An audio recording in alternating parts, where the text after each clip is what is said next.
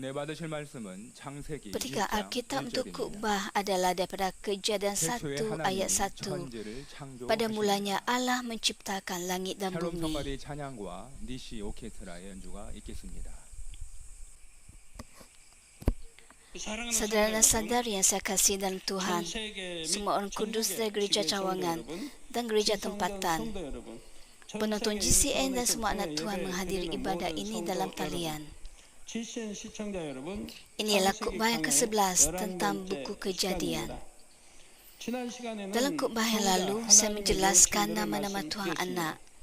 Saya juga menjelaskan perbezaan antara memfokuskan bentuk luaran dan memfokuskan hati. Kita juga meneliti nubuat-nubuat dalam Perjanjian Lama tentang kedatangan Roh Kudus. Antaranya, Yehezkiel 36 ayat 26 hingga 27 dengan jelas menunjukkan jenis kerja yang akan dilakukan oleh Roh Kudus ketika dia masuk ke dalam hati orang Kristian pada masa hadapan. Yang menyatakan bahawa Roh Kudus akan menggantikan hati kamu yang keras dengan hati yang taat dan agar kamu menurut hukumku dan melaksanakan semua perintah yang telah kuberikan kepada kamu.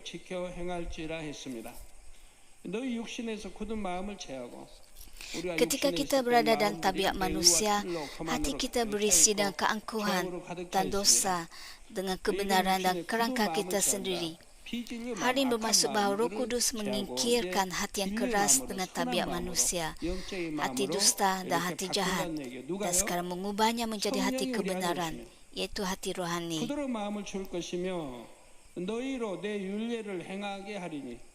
Siapakah yang melakukannya? Roh Kudus yang melakukannya. Dia membantu kita mentaati perintah-perintah Tuhan. Tuhan memberitahu kita untuk mentaati hukumnya. Begitu banyak orang pergi ke gereja tetapi tidak menyunatkan hati mereka. Orang seperti itu perlu merenung kembali diri mereka sendiri. Mereka harus memeriksa sama ada mereka telah menerima Roh Kudus atau tidak. Jika mereka telah menerima Roh Kudus akan dengan lembut mengubah hati mereka, membantu mereka menyingkirkan bentuk kejahatan, mengajar mereka tentang kebenaran dan dosa, dan membuatkan mereka sedar tentang neraka, agar mereka akan menyingkirkan dosa-dosa mereka dan percaya dengan hati mereka menuju kebenaran seperti yang dinyatakan dalam Roma bab 10. Mereka tidak hanya memahami firman Tuhan dengan kepala mereka, tapi percaya dengan hati mereka, mengakuinya dengan mulut mereka dan mencapai keselamatan. Ketika Roh Kudus menyingkirkan hati yang keras dan memberikan hati lembut kepada anda, hal itu bermaksud bahawa dia membantu anda memupuk hati anda. Selaras dengan ini, peranan utama Roh Kudus adalah untuk membantu anak-anak Tuhan mengikuti hukum-hukum Tuhan. Sementara Tuhan Anak berperanan sebagai penyelamat, Tuhan Roh Kudus bertindak sebagai Roh penolong. Dia membahagikan dirinya menjadi banyak untuk membantu anak Tuhan hidup berdasarkan firman Tuhan. Pada malam ini, saya akan memperkenalkan nama-nama yang merujuk peranan dan sifat-sifat Roh Kudus seperti itu. 근본 하나님으로부터 분리되신 것입니다. 이 시간에는 이러한 성령의 역할과 Pertama, 속성에 ada nama yang menekankan peranannya sebagai roh yang menolong, yang merupakan tugas asalnya iaitu penolong. Penolong bermaksud bahawa dia lah yang melindungi dan membantu orang percaya kepada Kristus. 보혜사란 지킬 보자, 은혜 해자, 스승사자. Yesus juga berperanan sebagai penolong ketika dia berada di bumi ini. Yesus berkata dalam Yohanes 14 ayat 16, Aku akan memohon kepada Bapa dan Bapa akan memberi kamu penolong lain yang akan bersama-sama kamu selama-lamanya. Perkataan lain bermaksud bahawa ada satu lagi. Penolong lain iaitu Roh Kudus membantu kita mencapai syurga dengan tinggal bersama kita. Ketika Yesus mengatakan bahawa Tuhan akan mengutus Roh Kudus, dia menyebutnya sebagai penolong yang lain. 또 다른 Hal itu demikian 보혜사라고 kerana 하셨죠. Yesus juga berperanan sebagai penolong. 자신도 보혜사의 역할을 Selain itu, 하고 Yesus 계셨기 berkata dalam 때문입니다. Yohanes 14:26, 요한복음 tapi 10장 Roh Allah, 26절에서는 penolong yang akan 보혜사 곧 diutus oleh Bapa demi 아버지께서 내 namaku, 이름으로 akan mengajar kamu 보내실 segala-galanya 성령, dan akan 그가 mengingatkan 너희에게 kamu segala yang 모든 telah 것을 aku katakan 가르치시고 kepada kamu. 내가 너희에게 말한 모든 것을 생각나게 Yesus 하시리라 menjelaskan jenis kerja yang akan 말씀하셨습니다. dilakukan Roh Kudus yang akan datang sebagai penolong. 보혜사로 오셔서 어떤 역사를 Dia 이룰지를 mengatakan bahawa Roh Kudus 알려주실 akan mengajar 말씀이지요. segala-galanya dan mengingatkan 성령께서는 semua yang telah 모든 것을 dikatakan oleh 가르쳐 Yesus 주시고 kepada mereka. 예수님께서 Oleh itu, 말씀하신 ketika 모든 것을 pengikut-pengikut 생각나게 tinggal bersama 해주신다 Yesus, 했습니다. mereka tidak memahami apa yang dikatakan oleh dia, bahkan ketika dia menjelaskannya dengan menggunakan perumpamaan. Setelah Roh Kudus datang kepada mereka, para pengikut mulai memahami satu persatu apa yang pernah dikatakan oleh Yesus. 성령이 오셔서 성령께서 깨우쳐 주신 거 봅니다. 예수님이 하셨던 그 말씀들의 뜻이 뭔지를 하나하나 깨우쳐 가게 되는 Oleh 거죠. itu, Roh Kudus mengajar kita segala-galanya dan mengingatkan kita tentang semua yang dikatakan oleh Yesus. Semua yang dikatakan oleh Yesus merupakan kebenaran. Dengan cara ini, Roh Kudus mengajar kita dalam kebenaran dan membawa kita kepada kebenaran. Hal ini demikian kerana kebenaran itu sendiri merupakan sifat Roh Kudus, sebagaimana dinyatakan dalam 1 Yohanes 5 ayat 6. 성령은 진리라 했듯이 성령의 속성 자체가 Ada sebuah nama yang menekankan sifat ini tentang Roh Kudus, iaitu Roh Kebenaran. Seperti dalam Yohanes 14 ayat 17. Yesus berkata, penolong itu Roh Kebenaran. Dunia tidak dapat menerangnya kerana tidak dapat melihat atau mengenalnya. Tapi kamu mengenalnya kerana dia tetap di dalammu dan akan ada di dalam dirimu. Orang dunia ini tidak tahu, tidak melihat atau tidak merasakan Roh Kudus ini. 그러나 너희는 저를 아나니 저는 너희와 함께 거하시며 또 너희 속에 계시겠음이라 하셨습니다. Tuang Roh Kudus terpisah daripada Tuang Asar yang merupakan firman itu sendiri.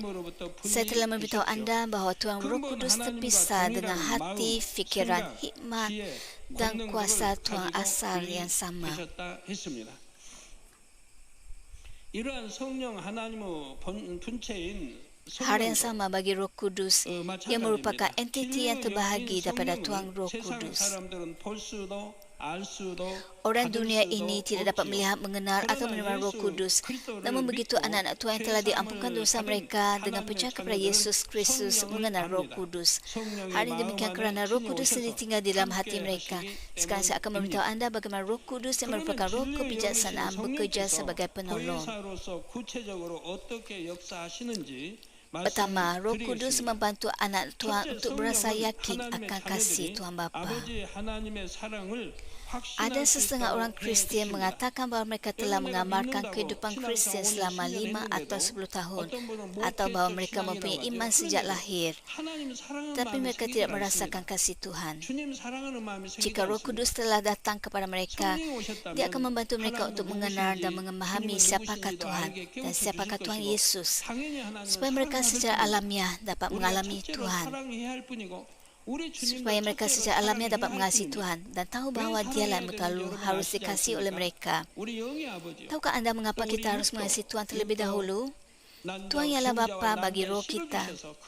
Oleh sebab kita lahir di bumi ini dengan cara dia memberikan sperma dan ovum kepada ibu bapa kita, kita secara alamiah harus mengasihi Tuhan Bapa terlebih dahulu. 십자가에 지시고 피 흘려 주심으로 우리 죄를 대속해 주심으로 우리를 구원받게 해 주셨으니 Selain itu, untuk kita merupakan orang berdosa, dia memberikan anak tunggalnya, mengutusnya ke bumi ini dan mengorbankannya di atas kayu salib untuk menebus dosa-dosa kita.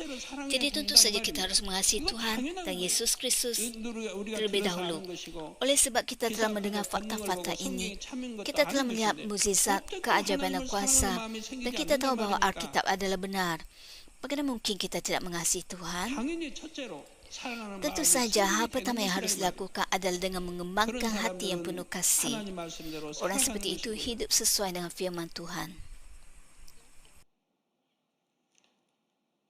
그 성령은 하나님의 자녀들이 아버지 하나님의 사랑을 Oleh itu Roh 확신할 Kudus 수 membolehkan 있도록 anak Tuhan untuk 해주십니다. yakinkan kasih Tuhan 로마서 5장 Bapa. 5절에 우리에게 주신 Roma 성령으로 5 말미암아 ayat 5 하나님의 menyatakan kerana 사랑이 Allah sudah 우리 mencurahkan 마음에 kasihnya ke dalam hati 부어가 kita. 되며 있습니다. Allah melakukan hal itu dengan 이처럼 perantaraan rohnya 성령께서는 yang 하나님의 sudah 자녀들이 dikurniakannya 늘 kepada kita. 아버지의 사랑을 깨닫게 해 Ini ialah cara 주십니다. Roh Kudus membolehkan 아버지 anak-anak 하나님과 Tuhan mengitari 자녀들이 kasih Tuhan Bapa 사랑의 pada 끈으로 setiap masa. 단단히 연결되게 해 Dia membuatkan 주십시오. mereka kukuh 성령이 terikat dalam 이렇게 kasih dengan 도와주시는 Tuhan 역할을 Bapa. 하고 있습니다. 그런데 하나님의 자녀들이 아버지 하나님의 사랑을 온전히 깨닫기까지는 성령께서 Roh Kudus 참으로 memberi kita 많이 kekuatan untuk hidup sesuai dengan kehendak Tuhan di bumi ini. Kita harus mengedari hakikat bahawa Roh Kudus bekerja dengan sangat keras sehingga anak Tuhan benar-benar mengedari kasih Tuhan Bapa. Roma 8, 26 hingga 27 menyatakan, begitu juga Roh Allah datang menolong kita yang lemah ini. Kita tidak tahu bagaimana kita patut berdoa. Roh itu sendiri bermohon kepada Allah dengan erangan yang tidak dapat diutarakan dengan kata-kata. Allah mengetahui isi hati manusia, mengerti apa yang dimaksudkan oleh Roh itu. Kerana Roh itu bermohon kepada Allah bagi umatnya sesuai dengan kehendak Allah. 강구하심이니라 했습니다. 성령께서는 예수님의 피값으로 산 Roh Kudus sangat mengasihi 하나님의 anak Tuhan yang telah 자녀를 ditebus dengan darah 너무도 Yesus. 여기십니다. 그래서 한 Oleh itu dia menjaga 영혼이라도 mereka dengan sangat 잃지 teliti 않기 위해 agar 얼마나 tidak kehilangan 일일이 seorang pun 중지 antara mereka. 돌보시는지요. Jika ada jiwa yang seperti sumbu yang malam, dia terus-menerus merayu kepada Tuhan untuk menghidupkan kembali jiwa-jiwa itu. 오히려 그 당사자보다도 더한 탄식과 안타까운 심정으로 아버지의 용서와 긍휼과 Roh Kudus 자비를 memohon 구하시지요. pengampunan dan belas kasihan daripada Bapa dengan desahan dan kesedihan yang bahkan lebih besar daripada orang yang terlibat. Selain itu, Roh Kudus mencurahkan roh pertaubatan ke atas jiwa-jiwa yang terlalu lemah untuk berbalik daripada dosa. Dia membantu mereka sekali lagi menyedari betapa besar kasih yang sebenarnya diberikan oleh Tuhan kepada mereka melalui Yesus Kristus. Dengan kata lain, dia membantu mereka mengingat kasih itu dan berbalik daripada dosa. Roh Kudus sangat mengetahui kelemahan jiwa-jiwa. Melalui gerakan irham oleh Roh Kudus, dia membantu orang yang mempunyai hati yang lemah. Tugas asal Roh Kudus adalah untuk menggerakkan hati jiwa-jiwa untuk bertaubat dengan cara ini dan mengubah hati mereka untuk mengasihi Tuhan Bapa. Inilah tugas yang paling penting dan terbesar. Atas sebab ini, Roh Kudus mempunyai lebih banyak kemanusiaan daripada keilahian ketika dia dipisahkan daripada Tuhan asal. Hal ini adalah untuk memahami hati jiwa-jiwa dengan lebih baik dan membantu mereka dalam situasi mereka. Roh Kudus adil dan wajar, namun begitu pada masa yang sama, dia menenangkan hati jiwa-jiwa dengan banyak belas kasihan, kebaikan dan kasih. Oleh Roh Kudus ini, anak Tuhan dapat merasakan hati Tuhan Bapa dengan lebih dalam. Ketika mereka semakin mengasihi Tuhan dalam hati mereka, mereka dapat berusaha lebih keras untuk hidup sesuai dengan firman Tuhan. Inilah peranan utama Roh Kudus yang bekerja dalam hati kita. 성령의 첫 번째 역할입니다. 두 번째로 성령은 하나님의 자녀들에게 음성을 들려주시고 Kedua, 마음을 Roh Kudus 주관하셔서 membuatkan anak Tuhan menjadi suaranya dan mengawasi hati mereka untuk memimpin mereka kepada kebenaran. Roh Kudus memberikan suaranya kepada anak-anak Tuhan. Dan begitu anda tidak mendengar, aku ialah Roh Kudus. Kerana suara itu ialah suara dari hati anda. Oleh itu, mari kita cuba untuk mendengar hati kita. Saya telah mengajar anda cara untuk mendengar suaranya. Sesiapa pun dapat mendengar suaranya. Sebab anda tidak dapat mendengar suara itu adalah kerana anda tidak mematuhi firman Tuhan.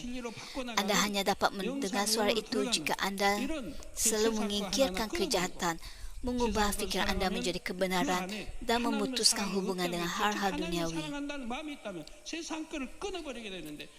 Jika anda mengasihi Tuhan, anda akan memutuskan hubungan dengan sesuatu yang merupakan milik dunia. Sebaliknya, jika anda masih mengasihi dunia ini, hal itu adalah kerana anda tidak mengasihi Tuhan. Sesiapa yang mengasihi Tuhan dan menolak hal-hal dunia ini dapat mendengar suara Roh Kudus. Tidak kira sama ada mereka berpendidikan tinggi, kaya, terkenal atau tidak. 인도받을 Saya 수가 berharap 있는 anda 것이다. 이 menurun 말이에요. kembali diri anda 그렇지 sendiri. 못한 분은 제가 말씀드렸는데 한번 나를 점검해봐요. 내가 정말 하나님을 사랑하는가? 사랑한다면 세상 거 끊어버리고 있는가? 과감히 Adakah anda benar-benar mengasihi Tuhan? Jika ya, seberapa banyak anda memutuskan hubungan dengan dunia ini? Adakah anda dengan berani meninggalkan dunia ini dan menuju Tuhan? Adakah anda berdoa dengan tekun? Adakah anda mengubah hati anda kepada kebenaran? Adakah anda menjadi lebih lembut dan cemerlang? Tidak masuk akal jika anda hidup seperti itu, tetapi tidak dapat mendengar suara Roh Kudus.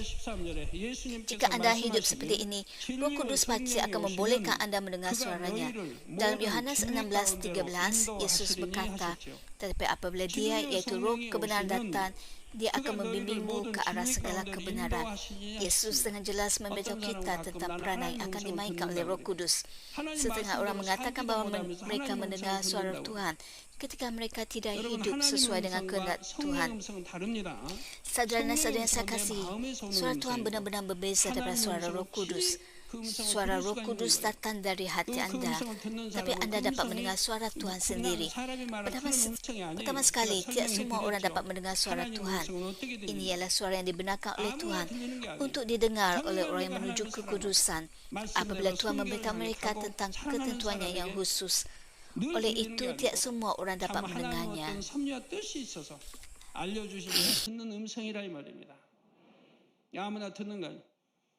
그러면 성령의 음성은 어떻게 들릴까요?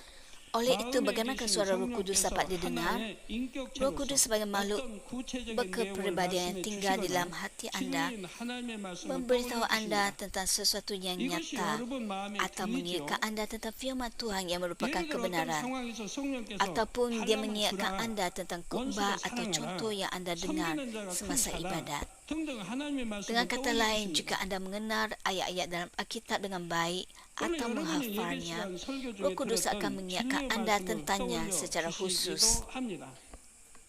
그러니까 말씀 암송에 돼 있지 않으면 떠올려 주시려고 해도 근본 다 아무것도 없으니까 떠올려 줄 수가 없어요. Dalam situasi lain, anda mungkin mendengar Roh Kudus memberitahu anda secara khusus tentang apa yang harus anda lakukan dan apa yang harus anda katakan. 예를 들어 사도행전 8장 29절에는 Sebagai contoh, kisah Rasul-Rasul 8:29 menyatakan, Roh Allah berkata kepada Filipus, pergi dekati kereta kuda itu.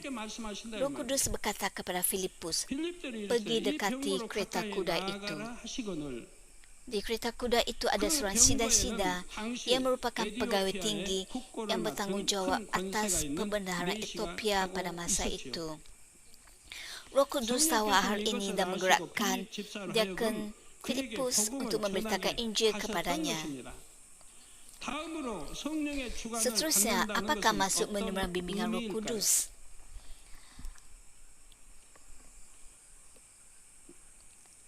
Hal ini bermaksud bahawa Roh Kudus membuatkan anda ingin melakukan sesuatu.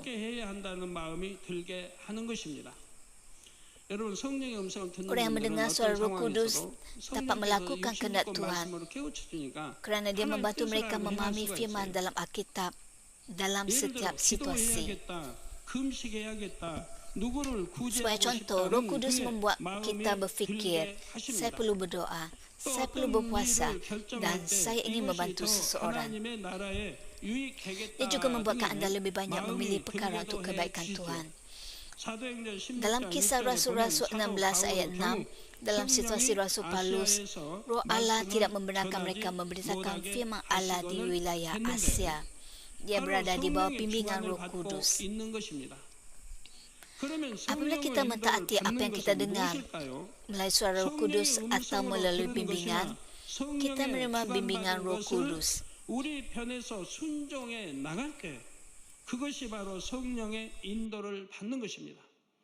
이렇게 음성을 주셨는데도 Meskipun anda telah mendengar suaranya, jika anda tidak taat, itu tidak berguna. Jika anda tidak mentaatinya 2 atau 3 kali, anda tidak akan dapat lagi mendengar suara Roh Kudus. Kemudian anda tidak akan dapat menerima bimbingan. Jika ini ialah situasi Anda harus bertaubat secara mendalam. Mengingkari Roh Kudus bermaksud bahawa mengingkari Tuhan Yesus dan Tuhan Bapa. Apabila Anda bertaubat secara menyeluruh, Anda akan dapat mendengar suara Roh Kudus lagi. 다시 성령의 음성과 주관을 받을 수가 있는 것이지요. 자, 예를 들어 응답받고 싶은 소원이 있을 때 얼마 동안을 Jika anda telah bertekad untuk berdoa untuk sesuatu yang perlu anda terima jawapannya, jika anda percaya bahawa itu ialah bimbingan Roh Kudus dan taat serta melakukannya dengan segenap hati anda, maka ini ialah bimbingan Roh Kudus, yakni anda berkomunikasi dengan Roh Kudus. 받는 것이지요. 이처럼 성령의 음성을 듣고 성령의 주관과 인도 받는 것을 종합적으로 성령과 교통한다고 합니다. 이 세 가지를 종합적으로 이룰 때 성령과 교통한다고 말하는 것이라면 무조건 나는 성령과 교통한다. 하나님 말씀대로 순종도 못하며 말씀대로 살지도 못하며 오히려 교회에 무리를 일으키면 나는 성령과 교통한다. 아니라 이 말입니다.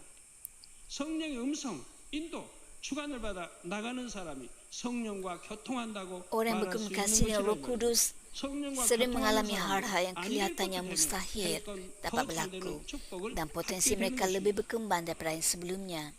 그런데 이러한 성령과의 교통은 각 사람의 마음에 진리가 얼마나 Tahap 있는가에 komunikasi ini 따라 bergantung pada seberapa banyak anda telah membina kebenaran dalam hati anda.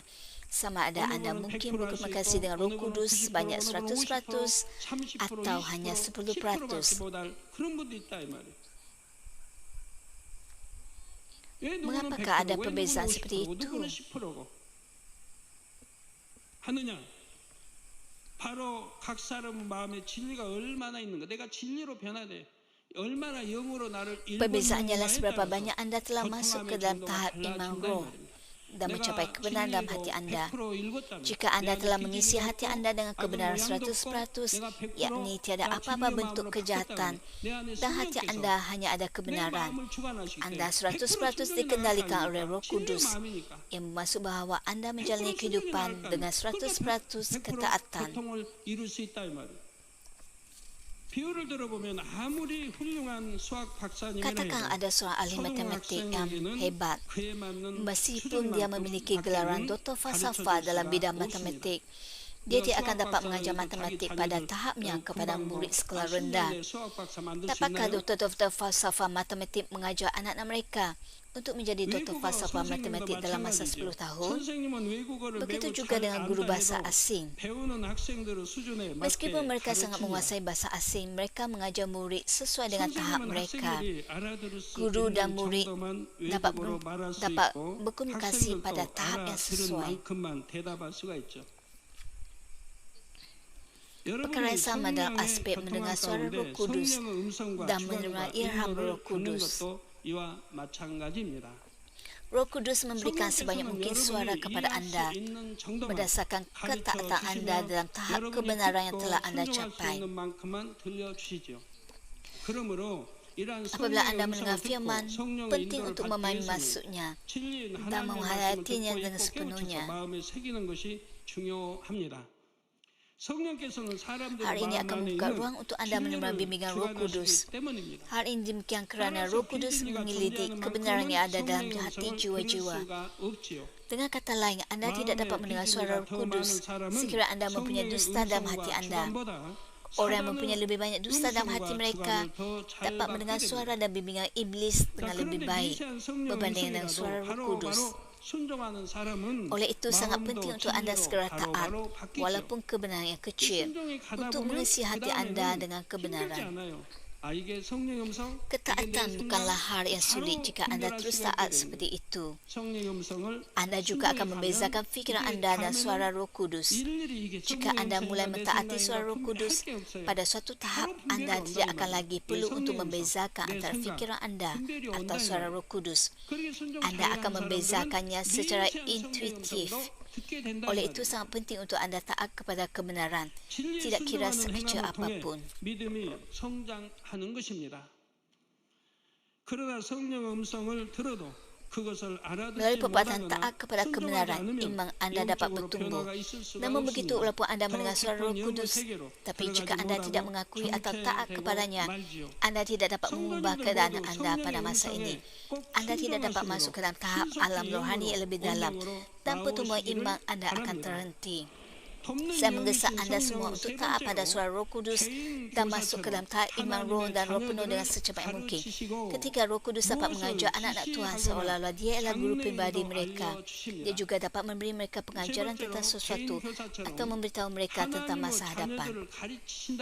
Roh Kudus mengajar anda seperti seorang guru pribadi. Tuhan Yesus bukan Roh Kudus. Roh Kudus memberitahu kita apa yang harus kita lakukan atau apa yang akan terjadi pada masa hadapan. Sebagai contoh, Lukas 2 ayat 26 menyatakan, Roh Kudus memberitahu Simeon bahawa dia tidak akan meninggal sebelum dia melihat Kristus. Apakah maksudnya dengan mengatakan bahawa dia tidak akan meninggal sehingga penyelamat lahir? Hari yang bermaksud bahawa dia akan melihat kelahiran penyelamat. Roh Kudus mengajari kita hal-hal pada masa hadapan seperti ini.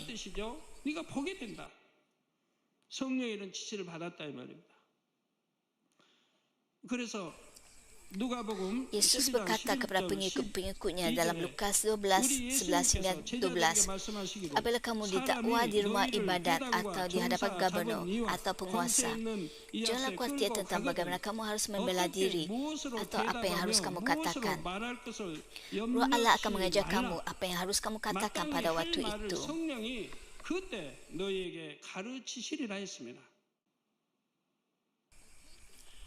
Sebuah situasi ditemukan dalam kisah Rasul-Rasul bab 4 yang membuktikan kata-kata ini.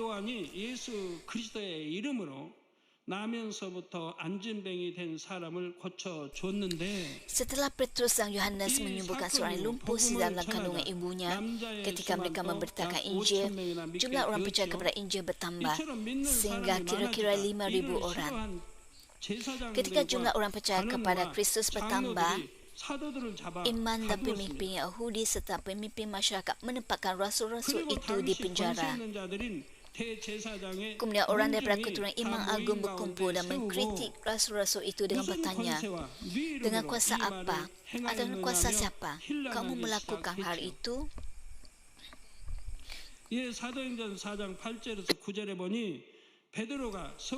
Kemudian kisah Rasul-Rasul 4:8 hingga 9 menyatakan, Petrus yang dikuasai oleh Roh Allah menjawab, tuan-tuan pemimpin bangsa Yahudi dan pemimpin masyarakat Yahudi, agaknya hari ini kami disoal kerana kami telah berbuat baik kepada orang lumpuh itu dan kerana tuan-tuan mahu tahu bagaimana dia disembuhkan. Rasul Petrus yang berani menyatakan bahawa Yesus ialah satu-satunya Kristus. Dia berkata seperti yang tertulis dalam kisah Rasul-Rasul 4:10 hingga 12. Tuan-tuan dan semua orang Israel harus tahu bahawa orang ini yang berdiri di hadapan tuan-tuan sudah sembuh kerana kuasa Yesus Kristus orang Nazaret itu. Tuan-tuan sudah menyalibkan dia, tetapi Allah sudah membangkitkan dia daripada kematian. Yesus yang dimasukkan oleh ayat ini di dalam Alkitab. Batu yang kamu pembinaan bangunan buang ternyata menjadi batu yang paling utama.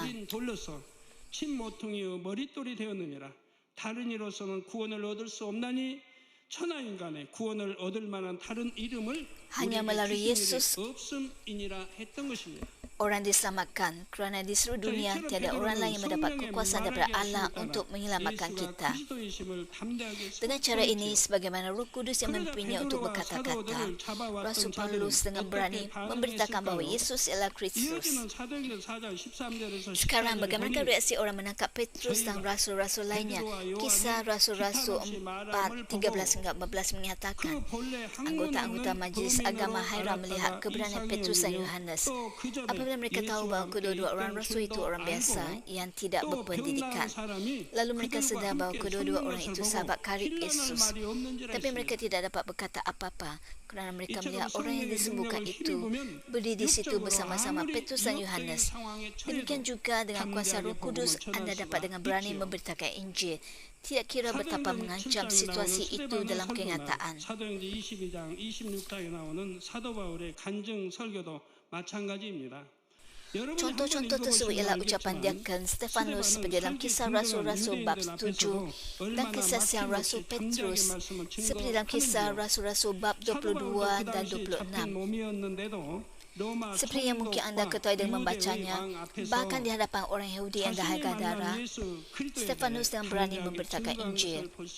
Rasul Paulus meskipun dia ditangkap juga memberitakan Yesus Kristus yang ditemuinya di hadapan Gubernur Roma dan Raja Yehuda. Stefanus dan Rasul Paulus dapat melakukannya bukan dengan kebijaksanaan dan kemampuan pribadi mereka. Mereka dapat dengan berani melakukannya dengan kuasa dan kebijaksanaan Roh Kudus. Oleh itu, jika anda seorang yang bercakap dengan lembut atau anda introvert, jangan khawatir tentang hal itu. Jika anda menerima kuasa Roh Kudus, anda juga dapat dengan berani memberitakan Injil seperti yang dilakukan oleh Stefanus dan Rasul Paulus. Bukan anda yang melakukannya. Anda harus membiarkan Roh Kudus yang tinggal dalam diri anda melakukannya. Yohanes 16 ayat 13 menyatakan, tapi apabila dia, iaitu Roh Kudus datang, dia akan membimbingmu ke arah segala kebenaran. Roh itu tidak akan menyatakan sesuatu menurut kehendaknya sendiri. Dia akan menyampaikan apa yang didengarnya dan memberitahu apa yang akan terjadi. Satu-satunya mengetahui masa hadapan ialah Tuhan Bapa. Bergantung pada waktunya, Tuhan Bapa memberitahu anak-anaknya tulus hati tentang masa hadapan. Amos 3 ayat 7 menyatakan, sesungguhnya Tuhan Allah tidak akan melakukan sesuatu tanpa mengingkapkan rahsianya kepada para nabi hamba-hambanya. Ayat dalam Alkitab yang kita baca ini adalah daripada Perjanjian Lama. Jadi adakah hari ini hanya berlaku dalam Perjanjian Lama? Tidak sama sekali, kerana pesanan dalam Perjanjian Lama berterusan benar dan berlaku dalam Perjanjian Baru. 그럼 신약에서는 해당이 안 되나요? 구약 때만 끝나버린 건가요? 신약에서는 해당이 안 되나요? 통일한 거죠. 육신의 말씀 통일한 거죠. 구약의 말씀이 신약에도 여전히 통일한 거죠. 성령님도 아버지 하나님과 마음이 하나이심으로 Oleh sebab Roh Kudus satu hati dengan Tuhan Bapa, dia mengetahui apa yang akan terjadi pada masa hadapan. Oleh itu, orang berkomunikasi dengan Roh Kudus dapat mengetahui masa hadapan. Saudara dan saudara yang saya kasih dalam Kristus, keempat, Roh Kudus memberikan kurnia dan kuasa secara tepat, sesuai dengan bejana setiap orang percaya kepada Kristus. Sebuah kurnia ialah kurnia rahmat yang diberikan secara percuma. 9 kurnia Roh Kudus tersenarai dalam 1 Korintus 12, 8 hingga 10. Kurnia-kurnia itu ialah kata-kata kebijaksanaan, kata-kata pengetahuan, kurnia iman, kurnia penyembuhan, kuasa untuk melakukan mukjizat, kurnia nubuat, kebolehan untuk membezakan roh-roh, kurnia bertutur dan pelbagai bahasa lidah dan penafsiran bahasa lidah. Setengah orang keliru antara kurnia dan kuasa penyembuhan, tapi kedua-duanya sangat berbeza. Kurnia penyembuhan dapat diterima walaupun tanpa penyucian yang sempurna. Jika anda berdoa dan mendambakannya dengan sungguh-sungguh, anda juga dapat menerima kurnia penyembuhan. Namun begitu, hal ini terbatas pada penyembuhan penyakit yang disebabkan oleh bakteria. Ada juga kemampuan. Kemampuan ialah tahap di bawah kuasa. Tapi agar jiwa-jiwa menerima Yesus Kristus sebagai penyelamat mereka, anda harus sekurang-kurangnya menerima kemampuan dan kuasa. Kurnia penyembuhan tidak mencukupi. Ini ialah kurnia-kurnia daripada Tuhan. Apabila seorang yang mendambakannya mempersiapkan bejana hati yang sesuai, kurnia tersebut dapat diberikan sama ada secara sementara atau kekal. Namun begitu, kuasa Tuhan berada pada tahap berbeza. Yesus berkata dalam Kisah Rasul-Rasul 1:8, tetapi kamu akan menerima kuasa apabila Roh Allah datang kepada kamu. Lalu kamu akan menjadi saksi-saksiku di Yerusalem, di seluruh Yudea dan Samaria, serta sampai ke hujung bumi. Dan katalah, anda harus menerima kuasa untuk menjadi saksi Yesus Kristus penyelamat kita. Namun begitu, kuasa adalah seperti pedang yang tajam. Jadi kuasa hanya diberikan kepada orang yang dapat menggunakannya untuk kebaikan.